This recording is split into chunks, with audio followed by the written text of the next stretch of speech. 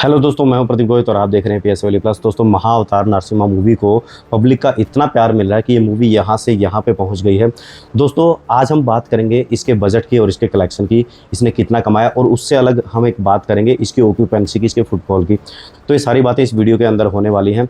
दोस्तों, सबसे पहले अगर बात करें ऑक्यूपेंसी की, तो इस मूवी की ऑक्यूपेंसी रात के समय ज़्यादा है और शाम के समय भी ठीक है, लेकिन सुबह के समय बहुत कम है और दोपहर के समय कम है, और ये हर मूवी में होती है। रीज़न क्या है दोस्तों? ज़्यादातर मूवी में क्या होता है, जो वर्किंग डेज है उसके अंदर कलेक्शन कम होने लगता है, लेकिन यहाँ पर बढ़ रहा है। कहने का मतलब जब सोमवार को जो कलेक्शन था, मंगलवार को उससे ज़्यादा कलेक्शन आया है। मान के चलिए, अगर सोमवार को कलेक्शन 6.5 करोड़ था, तो मंगलवार को कलेक्शन लगभग 8 करोड़ के आसपास है।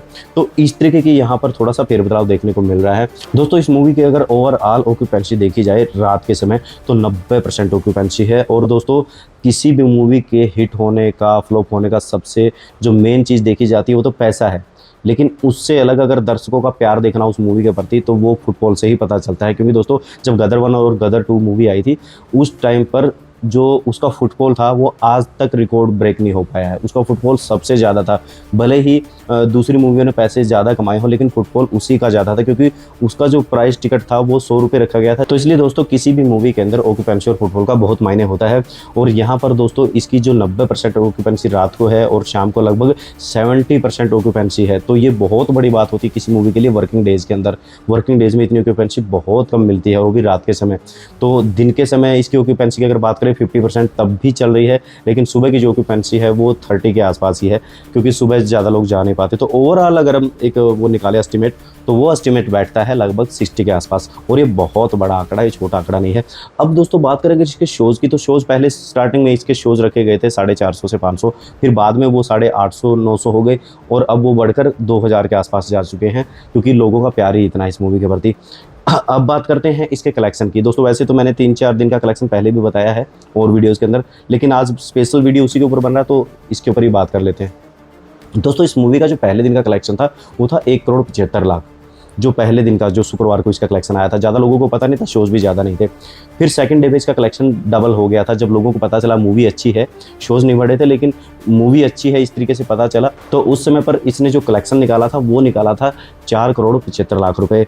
अब लोगों को पता चल चुका था, जिसकी वजह से शोज़ भी बढ़ चुके थे। थिएटर वालों ने इस मूवी को अपने थिएटर के अंदर लगा दिया था और शोज़ भी उन्होंने बढ़ा दिए थे। तो उसके बाद में जब संडे आया, तो संडे को इसका आंकड़ा हो चुका था 10 करोड़। 10 करोड़ से थोड़ा ही कम था, तो ये आंकड़ा ये लेकर आ गई थी। अब इसके शोज़ बढ़ चुके हैं। अब बात आती है वर्किंग डेज, क्योंकि चौथा दिन वर्किंग डेज होता है सोमवार, तो वहाँ पर क्या होता है कि मूवी की जो कलेक्शन है वो डाउन हो जाता है, लेकिन यहाँ पे कुछ खास डाउन नहीं हुआ। उस दिन भी इसने 6.25 से 6.5 करोड़ इसने निकाल लिए थे। इस मूवी ने अपना कलेक्शन, इतना कलेक्शन ही निकाल के बैठी थी। लेकिन अब क्या होता है, जब दूसरा दिन आता है ना वर्किंग डेज, तो उसमें कलेक्शन घटता है बढ़ने की बजाय, लेकिन यहाँ पर उल्टा हो गया। उस टाइम पे इसका कलेक्शन था 7.5 से 8 करोड़, मतलब अगले दिन मंगलवार को 5वें दिन इसने इतने पैसे निकाले।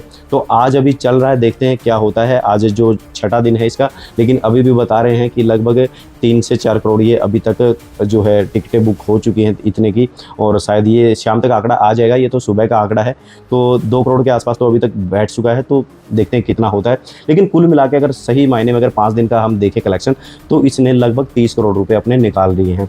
लेकिन अब आप बोलेंगे कि भाई ये तो छोटी सा कलेक्शन, इतनी बड़ी बात नहीं, 30 करोड़ में क्या बात है, 30 करोड़ क्या होता है, कुछ भी नहीं होता है। लेकिन दोस्तों, 30 करोड़ उनके लिए कुछ नहीं होता है जो मूवियाँ 500 करोड़ 200 करोड़ 300 करोड़ 400 करोड़ में बनती है, उनके लिए मायने नहीं रखता है।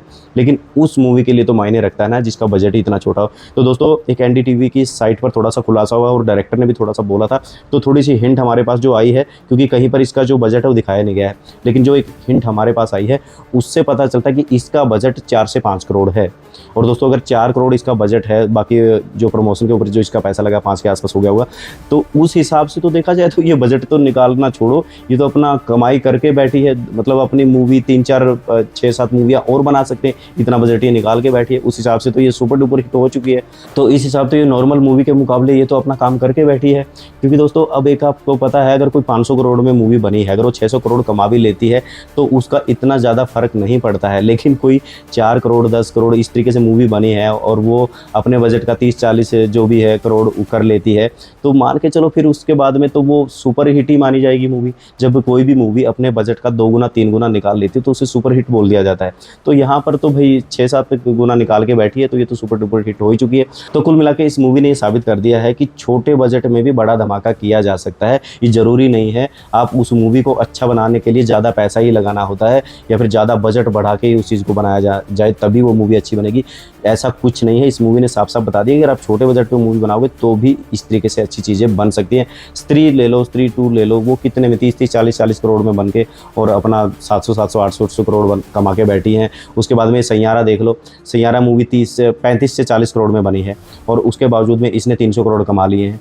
तो ये जो छोटे बजट की मूवियाँ हैं वो धमाल कर ही देती हैं। अब यहाँ पर ये जो महाअवतार नरसिम्हा है तो ये भी अपने बजट का निकाल के बैठी है। तो कुल मिला के पब्लिक को कंटेंट चाहिए, अच्छे विजुअल चाहिए, अच्छा म्यूज़िक चाहिए, अच्छा स्टोरी प्रेजेंटेशन चाहिए। अगर वो चीज़ आपको दे देते तो पब्लिक उसको सिर पे बिठा लेगी। तो दोस्तों आज की वीडियो में इतना ही। मिलते हैं नई वीडियो में नए टॉपिक के साथ। तब तक के लिए बाय।